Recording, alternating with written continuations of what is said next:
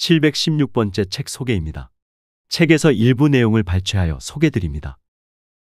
책 제목 강신주의 장자 수업 1. 저자 강신주. 출판일 2023년 10월 20일. 상상 빌더 요약. 쓸모없어도 괜찮아. 삶에 대한 물음. 책 소개. 삶에 대한 지독한 물음이 들 때 장자를 만나라. 쓸모 과잉 시대 경쟁에 지친 한국 사회에 던지는 2500년 전 장자의 가르침. 철학자 강신주는 젊은 시절 장자로 박사 학위를 받았고 20여 년간 장자의 사유를 숙고하여 수권의 장자 책을 출간한 바 있다. 그런 그가 다시 한번 장자를 지금 시대에 꼭 필요한 철학서로 꼽은 이유는 장자가 쓸모 과잉 시대에 살아가는 우리 모두에게 삶의 긍정성과 자존성을 되찾게 하는 가장 강렬한 텍스트인 까닭이다. 철학자 강신주는 장자를 크게 세 가지 관점으로 정의한다. 장자는 무용의 철학자다. 2500년 전 중국 전국시대 BC 403 BC 221년 부국항병이라는 슬로건 아래에서 모두가 자신의 쓸모와 존재를 증명하던 시절이었다. 인재 논리가 팽배했던 시절에 장자는 유일하게 쓸모없음의 철학을 역설했다. 장자는 타자의 철학자다. 장자는 동양에서 최초로 타자를 발견하고 타자와의 관계를 고민했다. 마지막으로 장자는 문맥주의자다. 모든주의 절대주의를 경계하고 세계는 하나가 아니라 다양하고 복잡한 문맥들로 구성되었음을 알았다. 강신주의 장자 수업 총 2권은 이 세 가지 관점을 큰 축으로 2500년 전국시대와 21세기 한국 사회를 넘나들며 가성비와 효용에 갇힌 세계가 우리를 얼마나 좀먹고 있는지 그 심각성을 일깨운다. 나아가 장자의 핵심 철학을 바탕으로 우리의 자존성과 삶의 주권을 되찾을 힘을 강하게 펌프질에 맥동치게 한다. 저자 소개. 저자 강신주. 철학자. 철학과 삶을 연결하며 대중과 가슴으로 소통해온 사랑과 자유의 철학자. 동서양 철학을 종횡으로 아우르며 냉철하면서도 따뜻한 인문학적 통찰로 우리 삶과 시대를 관통하는 주제들에 다가가고 있다. 지은 책으로 강신주의 장자 수업 1, 2. 한 공기의 사랑, 아낌의 인문학, 강신주의 역사철학 정치철학 1, 철학 vs 실천 등이 있다. 책에서 얻은 내용.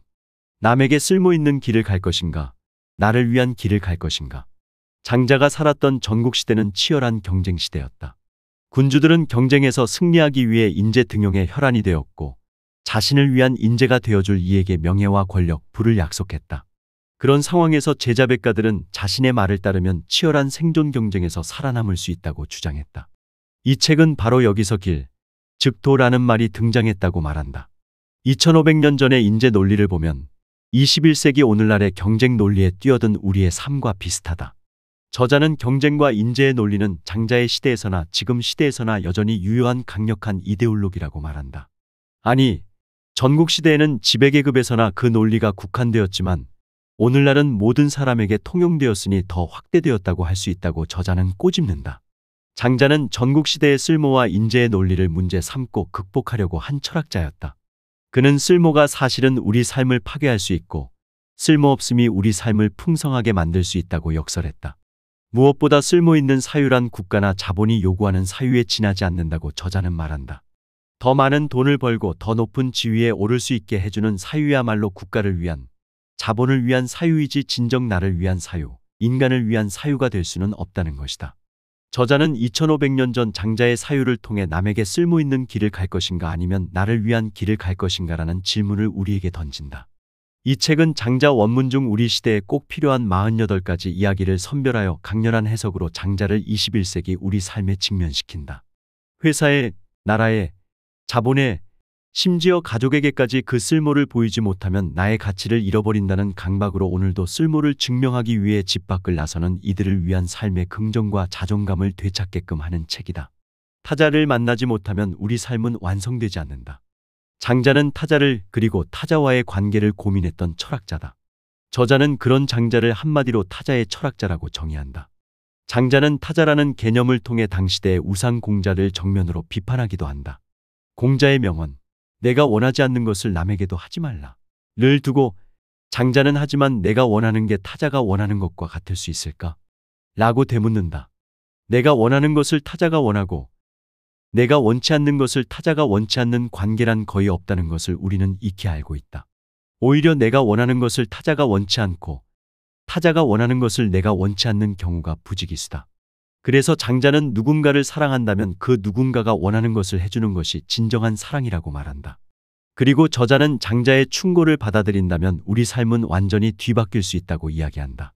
어머니, 아버지, 남편, 아내, 딸, 아들, 선배, 후배 등등 나를 둘러싼 모든 관계가 파괴가 아닌 사랑으로 나아갈 수 있다. 타자와 만난다는 것은 무슨 의미일까? 물리적으로 만난다고 만난 것일까? 이 책은 스피노자의 에티카를 빌려 타자를 만나면 우리에게 두 가지 감정 즉 기쁨과 슬픔이 든다고 설명한다.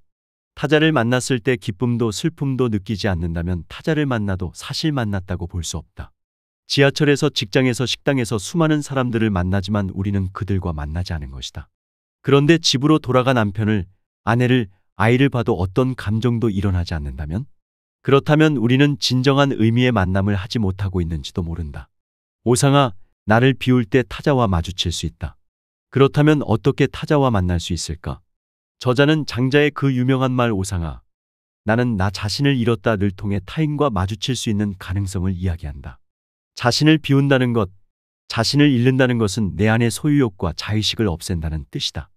예를 들어 나는 똑똑해, 나는 남자 여자, 야 나는 돈이 많아, 나는 섹시해 등등 내 속을 가득 메운 생각과 자의식이 사라질 때 그 자리에 타자가 들어설 수 있는 가능성이 생기는 것이다. 저자는 막연하기만 한 오상아 개념을 바람 소리를 비유로 들어 설명한다. 바람 소리물 흐르는 소리, 숨쉬는 소리 등등 우리가 듣는 소리들은 무언가의 마주침에서 일어난다. 어떤 구멍과 어떤 바람이 마주쳐야 소리가 나는 것이다. 그렇다면 이 마주침의 소리는 누구로부터 났을까? 바람일까? 구멍일까? 정답은 바람과 구멍 둘 다이다. 구멍이 막혀 있으면 바람이 분들 소리가 날 수 없고 구멍이 비어 있어도 바람이 불지 않으면 소리는 울리지 않는다. 이 둘이 마주칠 때 비로소 소리가 나는 것이다. 저자는 말한다. 우리를 포함한 모든 탄생과 변화도 이러한 마주침의 효과라고. 그런데 내가 속이 꽉 찬 죽순처럼 소유욕과 자의식으로 가득하다면 어떤 바람, 어떤 타자가 나를 스쳐갈 수 있을까? 그래서 오상하다. 때로는 텅 빈 구멍이 되고 때로는 바람이 되어 우리는 타자를 그 구멍에 담거나 타자의 구멍에 들어가야 비로소 만나 소통할 수 있다. 문맥은 오직 하나가 아니다. 저자는 장자를 보는 핵심 키워드로 하나는 타자를 또 하나는 문맥을 든다. 장자가 바라보는 세계는 단수가 아니라 복수다. 이것만이 원칙이야라는 모든주의 어리즘가 아니라 세상은 다양하고 복잡한 문맥들도 가득해라고 생각하는 쪽이다. 반대로 모든주의에는 나를 세웠다.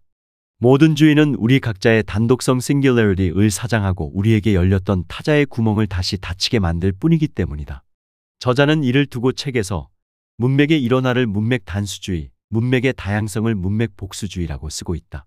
부국 강병과 입신양명이 하나의 절대적 원칙으로 통용되던 2500년 전 전국시대처럼 개인의 성공과 부의 달성이 21세기 자본주의 시대의 절대적 신념이 되었듯 우리의 삶 역시 장자가 말한 문맥 복수주의에는 멀어져 있다. 저자는 철학자로 살아오면서 그 심각성을 여실히 느껴왔다. 쓸모의 논리가 팽배한 세계가 유일한 세계라고 생각한다면 그 세계에서 자신이 쓸모없다고 여기는 순간 우리는 절망할 수밖에 없기 때문이다. 그러기에 장자의 문맥 복수주의는 우리에게 희망이 될 수 있다. 지금의 문맥에서 자신이 쓸모없다고 느낀다면 자신이 쓸모 있어지는 다른 문맥을 만들어 보라고 이야기하는 것이 장자이기 때문이다. 저자는 말한다. 유용이 중요한 것도 무용이 중요한 것도 아니라고.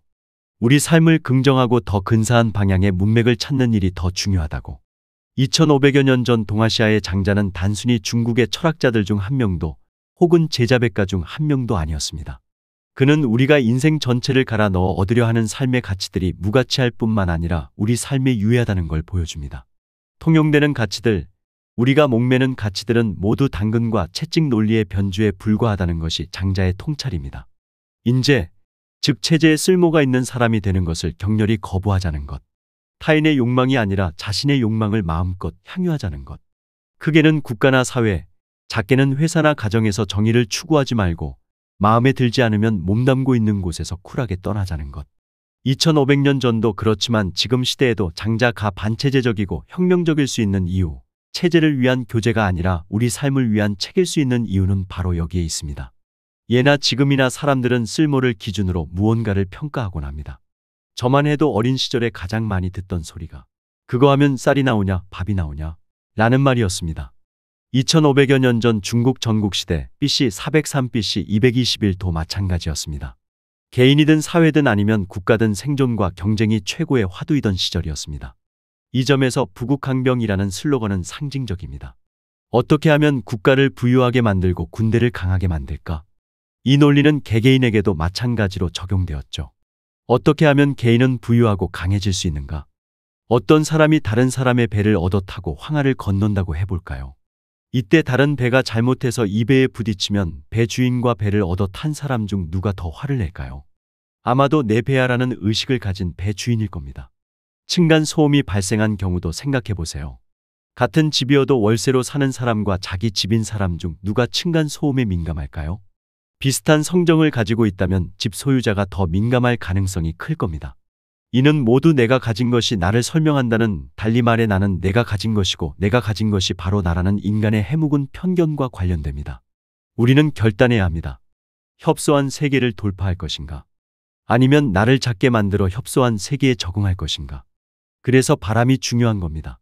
바람은 더 큰 세계가 있다는 상징, 협소한 세계 밖에는 타자가 있다는 상징이니까요. 고는 바람을 통해 더 큰 세계를 꿈꾸었고 붕은 바람을 타고 더 큰 세계로 가려고 합니다. 자신의 큼에 어울리는 세계를 선택하려는 겁니다. 장자는 심각한 그들 앞에서 해맑게 웃으며 말합니다.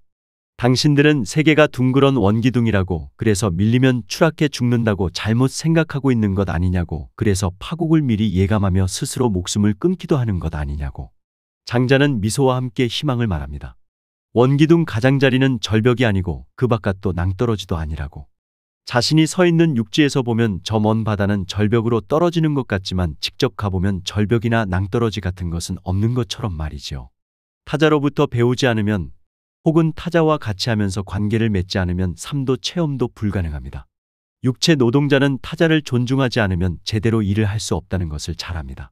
그것이 타인이든 소이든 나무이든 물고기든 철이든 티타늄이든 혹은 땅이든 물이든 간에 상관없이 말이죠. 반면 상명하복에 포획된 정신노동은 삶의 세계에서 조우하는 타자와 제대로 관계하기 어렵습니다. 지배와 통제의 대상이 되는 타자는 우리 삶의 동반자가 될 수 없으니까요. 바람 소리가 나지 않으면 그만이지만 만약 바람 소리가 났다고 하면 그 소리에는 어떤 구멍과 어떤 바람이 반드시 전제되어 있습니다. 그리고 그 둘이 마주치더라도 모두가 똑같은 소리를 내지도 않습니다. 구멍의 모양새는 다양하고 바람도 그 속도와 방향에 따라 복수적입니다. 구멍의 모양에 따라 바람의 세기와 방향에 따라 각자 고유한 바람 소리를 냅니다. 장자의 사유를 이해하는 핵심 키워드는 타자와 문맥일 겁니다. 물론 장자가 이 키워드를 개념화해서 사용하지는 않습니다. 사실 이 두 키워드가 개념으로 주제화된 것은 20세 후반기 이후부터입니다. 이것이 장자라는 이야기책이 아직도 낡아 보이지 않는 이유일 겁니다. 이미 2500여 년 전 장자는 현대 서양 철학자들에 밀리지 않을 정도로 타자와 문맥을 숙고하니까요. 전국시대의 중국 대륙에서도 문명으로 치장한 야만이 거부할 수 없는 추세로 심화하고 팽창하자 이에 정면으로 맞서는 철학자가 탄생합니다. 바로 장자였습니다. 장자는 짧지만 강렬한 사생 이야기를 통해 가축화에 저항할 수 있는 인간, 상벌로 길들여지기를 단호히 거부하는 인간, 야생마나 늑대만큼 자유를 향유하는 인간을 꿈꾸었습니다. 성심은 이루어진 마음으로 풀이할 수 있습니다. 정착민적 마음, 즉 성심은 내 집, 내 땅, 나아가 내 것이라는 강력한 소유욕과 함께합니다. 반면 유목민은 마음에 들지 않으면 지금 머물고 있는 곳을 미련 없이 떠납니다. 성심이 없다면 시비도 없다는 통찰, 혹은 정착생활이 시비를 낳는다는 통찰입니다. 이제야 장자의 마지막 충고가 우리 눈에 들어옵니다. 그 이상 나아가지 말고 이것에 따를 뿐이다. 세계의 어떤 것도 가을 털끝보다 더 큰 것은 없다. 고 느껴지는 그 충만한 상황. 세계의 그 누구도 일찍 죽은 아이보다 더 오래 사는 사람은 없다. 고 느껴지는 그 애절한 상황, 그리고 세계는 나와 더불어 태어났다. 고 느껴지는 그 경이로운 상황에서 벗어나지 말고 이런 상황에 따르라는 이야기입니다. 타인을 지배하지도 않고 타인에 복종하지 않으려는 자유의 의지, 혹은 타인에게 기대지 않고 타인을 업겠다는 사랑의 의지는 흐트러지지 않은 열자의 원칙입니다. 한결같다는 말, 마음을 비운 사람이 감당해야 하는 숙명인지도 모릅니다. 차라투스트라가 이렇게 말했다면 열자는 이렇게 산 것입니다. 지금까지 상상빌더였습니다. 감사합니다.